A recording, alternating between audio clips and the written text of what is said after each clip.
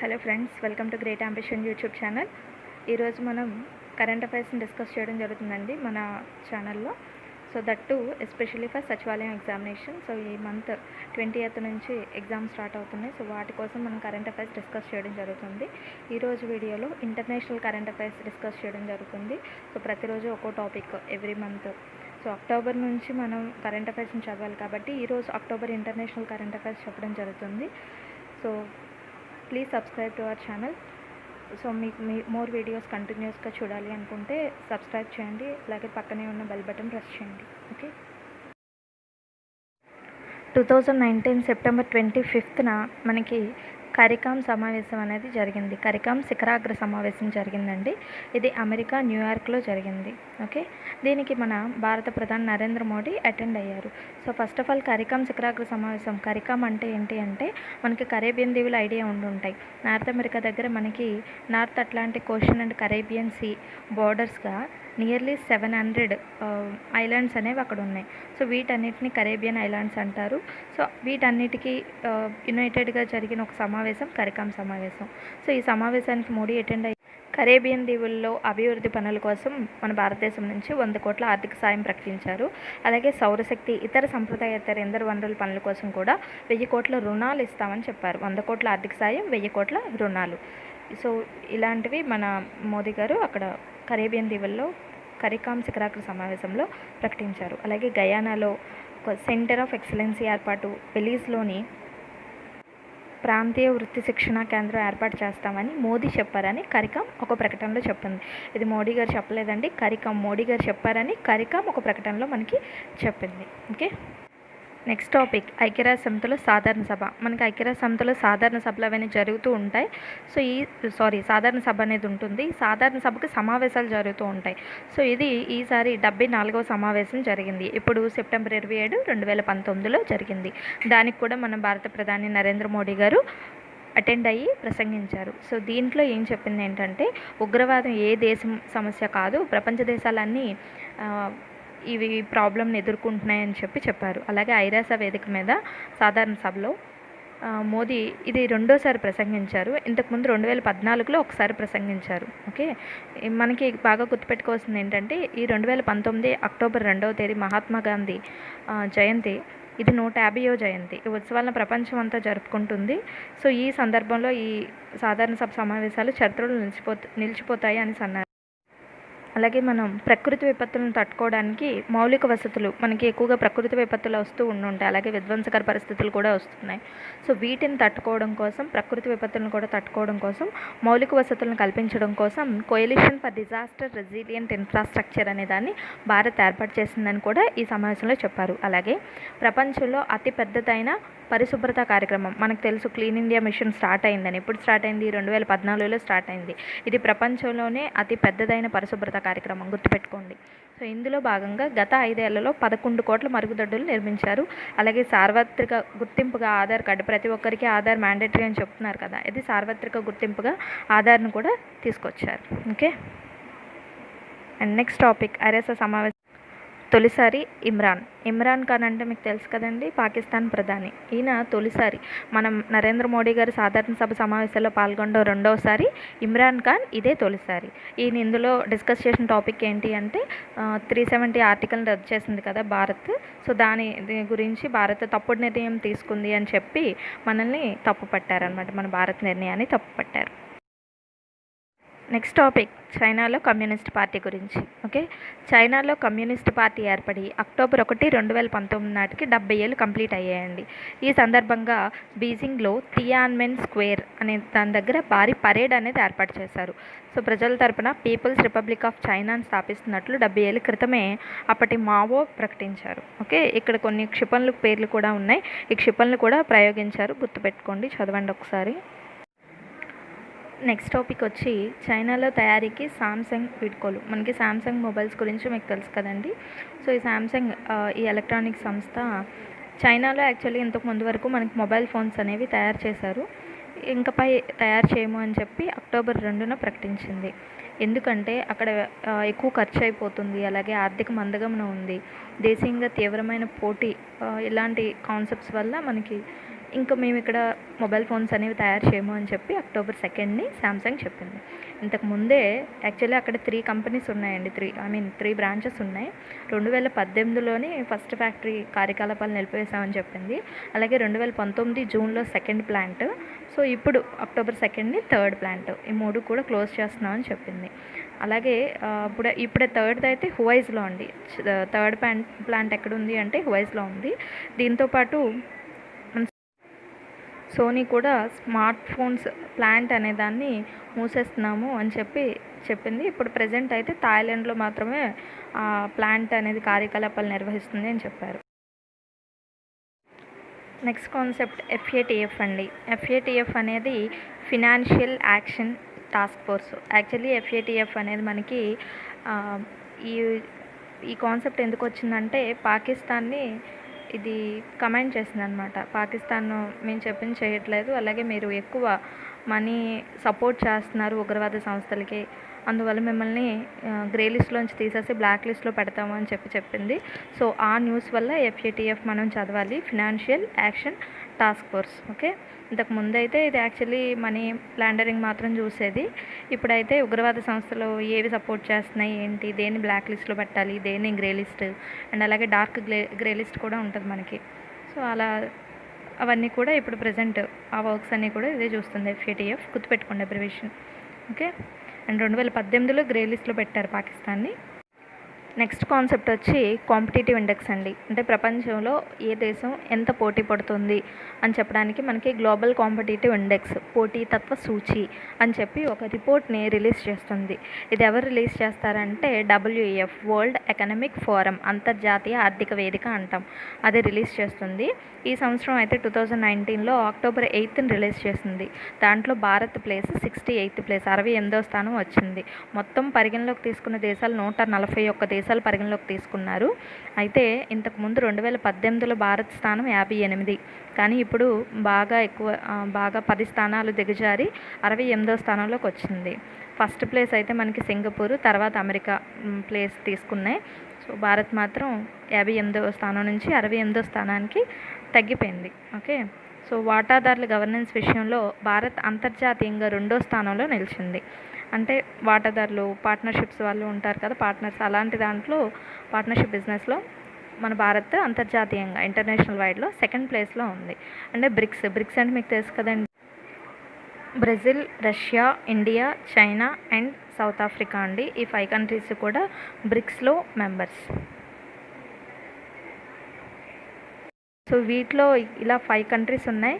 ఈ 5 కంట్రీస్లోని మనకి భారత్, బ్రెజిల్ మాత్రమే తక్కువ ర్యాంకులు వచ్చినాయి. మిగిలిన 3 కూడా హైయెస్ట్ ర్యాంక్సే వచ్చాయి. మన ర్యాంక్ 68, మరి బ్రెజిల్ ర్యాంక్ 71. మిగిలిన 3 కూడా మంచి ర్యాంక్సే వచ్చినాయి. సో ఇది గుర్తుపెట్టుకోండి. ఏం గుర్తుపెట్టుకోవాలి, ఎప్పుడు రిలీజ్ చేశారు, ఎవరు రిలీజ్ చేశారు. WEF రిలీజ్ చేసింది, అక్టోబర్ 8ని రిలీజ్ చేసింది. ఏంటి, గ్లోబల్ కాంపిటేటివ్ ఇండెక్స్, పోటీతత్వ సూచీని. భారత్కి ఎంత ర్యాంకు, 68. ఓకే, ఇది గుర్తుపెట్టుకోండి. ఇంతకుముందు 58, ఇప్పుడు 68. ప్రపంచ నగరాలన్నింటిలోని ప్రపంచంలో సంపన్న నగరంగా ఫస్ట్ ప్లేస్లో న్యూయార్క్ వచ్చిందండి. ఇది ఎవరు రిలీజ్ చేశారంటే నైట్ ప్రాంక్ అనే organisation new world wealth report. ఈ రిపోర్ట్ని న్యూ వరల్డ్ వెల్త్ రిపోర్ట్ అంటాం. ఓకే, అంటే ఏది రిచెస్ట్ వన్ అని చెప్పి. సో ఫస్ట్ ప్లేస్ న్యూయార్క్ వచ్చింది. ప్రపంచ సంపన్న నగరాల జాబితాలో అమెరికాలో న్యూయార్క్ ఎక్కడుంది, అమెరికాలో $3 trillion న్యూయార్క్ ఫస్ట్ ప్లేస్ వచ్చిందండి. మీకు తెలుసు కదా, ట్రిలియన్ అంటే 1 lakh crores వస్తుంది. Okay, million, billion and trillion. So ఇలా మన దేశ వాణిజ్య రాజధాని ముంబై అయితే $0.96 trillion 12th ర్యాంక్ వచ్చిందండి. ముంబై సిటీకి 12th ర్యాంక్ వచ్చింది రిచెస్ట్ సిటీస్లో. సో 90 దేశాలతో మొత్తం పరిగణలోకి తీసుకున్నారు. టాప్ 20 సంపన్న నగరాల నివేదికను రిలీజ్ చేశారు. అండ్ రాబోయే 10 yearsలో కూడా హైదరాబాద్ కూడా పక్కా ఈ ప్లేస్ అయితే తెచ్చుకుంటుంది అని చెప్పి అన్నారు. ఇక్కడ మనకు లిస్ట్ ఇచ్చాడు చూడండి. టాప్ 5 సంపన్న నగరాలు New York, Tokyo, San Francisco. And ఎంత ఆదాయం వచ్చింది అన్నది కూడా ఇక్కడ ఇచ్చాడు, మీరు ఒకసారి చూడండి. అండ్ ఆకలి సూచీలో భారత్కు 102వ స్థానం. ఇది చాలా ఇంపార్టెంట్ అండి. మన పేదరికం గురించి చెప్పినప్పుడు ఆకలి సూచీ అనేది మెయిన్ మనం కన్సిడర్ చేస్తాం. హంగర్ ఇండెక్స్ అంటాం, ఆకలి ఇండెక్స్ సూచిక. సో దీంట్లో 2019లో ప్రపంచ ఆకలి సూచి అనేది భారత్కి సెకండ్ ప్లేస్ వచ్చిందండి, 102వ స్థానం వచ్చింది. ఇది యాక్చువల్లీ దిగజారిపోయింది. దీన్ని ఎవరు రిలీజ్ చేశారు, ఏ సంస్థ అంటే కన్సర్న్ వరల్డ్ వైడ్, ఇది ఐరిష్ సంస్థ, అండ్ వరల్డ్ హంగర్ హెల్ప్, ఇది జర్మన్ సంస్థ. ఈ రెండు కలిపి అధ్యయనం చేసి మనకి రిలీజ్ చేసాయండి. ఓకే, ఎప్పుడైనా మనకి ఒక రిపోర్ట్ వచ్చిందంటే అది ఏ ఆర్గనైజేషన్ ఇస్తుంది అన్నది కూడా ఇంపార్టెంట్. ఓకే, అండ్ మొత్తం 117 దేశాలను పరిగణలోకి తీసుకున్నారండి ఇందులో. ఓకే, ఏ అంశాల ఆధారంగా తీసుకున్నారంటే పౌష్టికాహార లోపం, ఎత్తుకు తగ్గ బరువు లేకపోవడం, వయసుకు తగ్గ ఎత్తు లేకపోవడం, శిశుమరణాలు, వీటిని కన్సిడర్ చేసి ఈ హంగర్ ఇండెక్స్ అనే దాన్ని ఇచ్చారు. భారత్కి ఏ ప్లేస్ వచ్చింది, 102. సో ఇందులో కొన్ని ముఖ్యాంశాలు ఉన్నాయి. ఏంటంటే భారత్లో ప్రతి 5 చిన్నారుల్లో ఒకరు ఎత్తుకు తగ్గ బరువు ఉండట్లేదంట. అలాగే 2008-12లో భారత్లో బరువు కన్నా తక్కువ బరువు ఉన్న పిల్లల శాతం 16.5% ఉంటే 14-18కి 20.8% పెరిగిపోయింది. అంటే ఎక్కువ హంగర్ ఇండెక్స్ అనేది దిగజారిపోతుంది. అలాగే 2000లో మొత్తం 113 దేశాల్లో 83వ స్థానంలో ఉంటే 2018లో 119కి 103rd ప్లేస్కి వచ్చేసింది. అంటే అలా ఎక్కువ అయిపోతుంది అన్నమాట ఆకలి అనేది.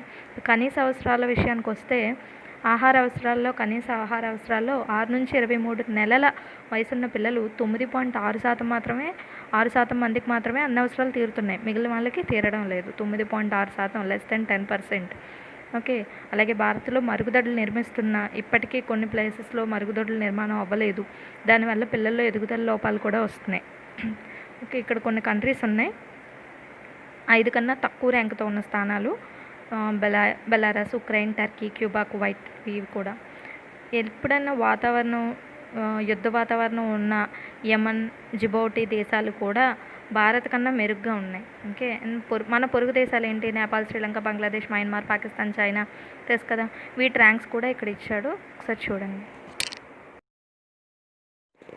అండ్ స్టార్టప్లో భారత్కి 3వ స్థానం. మనకి స్టార్టప్స్ అంటే తెలుసు కదండి, స్టార్ట్ అయిన కొత్తలో ఉన్న కంపెనీస్ అన్నమాట. సో వీటిలో ఎక్కువ ఏ స్టార్టప్స్ ఏ కంట్రీలో ఎక్కువ సక్సెస్ అయ్యా అన్న దాన్ని బట్టి ఒక రిపోర్ట్ రిలీజ్ చేశారు. ఎవరు అంటే యూనికార్న్ జాబితా అంటారు దీన్ని, 2019లో వెల్లడించింది. సో ఫస్ట్ ప్లేస్ ఎవరికి వచ్చింది, China, and America second place, and మన ఇండియా థర్డ్ ప్లేస్ వచ్చింది. ఓకే, మన ఇండియా నుంచి ఈ స్టార్టప్ కంపెనీస్ ఏవి బెస్ట్ కంపెనీస్ అంటే 197 communications, Ola cabs, Byju's, OYO rooms, ఇవన్నీ మీకు ఆల్రెడీ ఐడియా ఉండుంటాయి. ఇవి మ్యాక్సిమం మనకి విజయం సాధించిన స్టార్టప్లు భారత్ నుంచి. ఓకే, తర్వాత ప్రపంచంలోనే తొలి ఏఐ వర్సిటీ ప్రారంభం. ఏఐ అంటే ఆర్టిఫిషియల్ ఇంటెలిజెన్స్ అండి. అంటే మనకి మీరు అలెక్సా అని వినుంటారు, మూవీస్లో కూడా చూపిస్తూ ఉంటాడు, అలెక్సా ఇది చేయి, అలెక్సా అది చేయి అంటే అది ఆర్టిఫిషియల్ ఇంటెలిజెన్స్తో మనం ఇచ్చిన ఆర్డర్ని ఫాలో అవుతుంది. సో అలాంటి ఒక ఆర్టిఫిషియల్ ఇంటెలిజెన్స్తో ఫస్ట్ టైం ఒక యూనివర్సిటీని, ప్రపంచంలోనే ఫస్ట్ టైం ఇది, ఒక యూనివర్సిటీని యునైటెడ్ అరబ్ ఎమిరేట్స్, మనం యుఏఈ అని చదువుతూ ఉంటాం ఎక్కువగా, ఈ యునైటెడ్ అరబ్ ఎమిరేట్స్ ప్రభుత్వం అక్టోబర్ 17న ఒక యూనివర్సిటీని స్టార్ట్ చేసింది. ఈ యూనివర్సిటీ పేరు the Mohamed bin Zayed university of artificial intelligence. ఇది యూనివర్సిటీ యుఏఈ రాజధాని అబుదాబిలో నెలకొల్పారు. ఈ వర్సిటీలో ఫస్ట్ అయితే machine learning, computer vision, natural language processing ఈ కోర్సులో విద్య అందిస్తారు. తర్వాత ఫస్ట్ అయితే అండర్ గ్రాడ్యుయేట్స్ ఓన్లీ యూజీ మాత్రమే ఇప్పుడు ప్రజెంట్ అవైలబుల్గా ఉంది. నెక్స్ట్ టాపిక్ ఐఎస్ఏ సమావేశం అండి. ఐఎస్ఏ అంటే ఇది అంతర్జాతీయంగా సౌర విద్యుత్, మన సోలార్ పవర్ ఉంది కదా, సోలార్ పవర్ అసోసియేషన్ అనమాట. సో ఇది 24వ సమావేశాన్ని జరుపుకుంది. ఈ సమావేశం ఐసాన్ క్యాప్ అని చెప్పి పేరు పెట్టుకుంది. 24th సమావేశం గుర్తుపెట్టుకోండి. ఎక్కడ జరిగింది అంటే న్యూఢిల్లీలో. సో ఇక్కడ డెఫినేషన్స్ అన్ని ఇవ్వడం జరిగింది. 2030 నాటికి సౌర విద్యుత్ ఉత్పత్తి రంగంలో 70 లక్షల కోట్ల పెట్టుబడులు ఉంటాయని చెప్పి మన ఉపరాష్ట్రపతి వెంకయ్యనాయుడు గారు ఇక్కడ ఈ సమావేశంలో చెప్పారు.